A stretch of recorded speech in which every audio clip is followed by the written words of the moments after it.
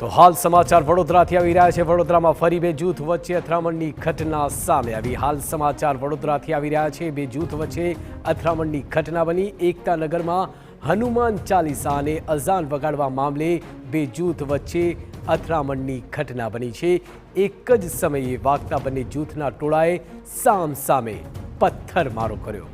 પથ્થરમારામાં 10 જેટલા લોકોને ઈજા પહોંચી છે। ઈજાગ્રસ્તોને સયાજી હોસ્પિટલમાં સારવાર અર્થે ખસેડાયા છે। ઘટનાની જાણ થતાં જ પોલીસ અધિકારીઓનો કાફલો ઘટના સ્થળે દોડી પહોંચ્યો હતો। હાલ પોલીસે સ્થિતિ પર કાબૂ લઈ કોમ્બિંગ હાથ ધર્યું છે। આ વિશે વધુ માહિતી મેળવી અમારા સંવાદદાતા પ્રશાંત પાસે। જી પ્રશાંત, શું છે સમગ્ર માહિતી?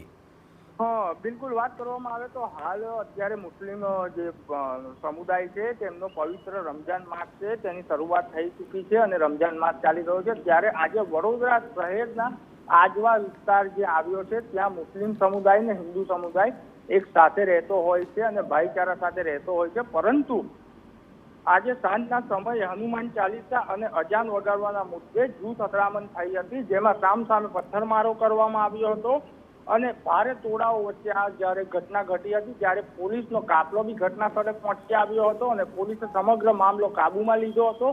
જેની અંદર ઈજાગ્રસ્ત લોકો થયા હતા તેમને સયાજી હોસ્પિટલમાં સારવાર અર્થે ખસેડવામાં આવ્યા હતા અને હાલ જે સમગ્ર ઘટના છે તેને લઈને જે આજવા વિસ્તાર છે ત્યાં તંગદિલીભર્યું વાતાવરણ છવાયેલું છે અને પોલીસે ચુસ્ત બંદોબસ્ત ગોઠવી દીધો છે।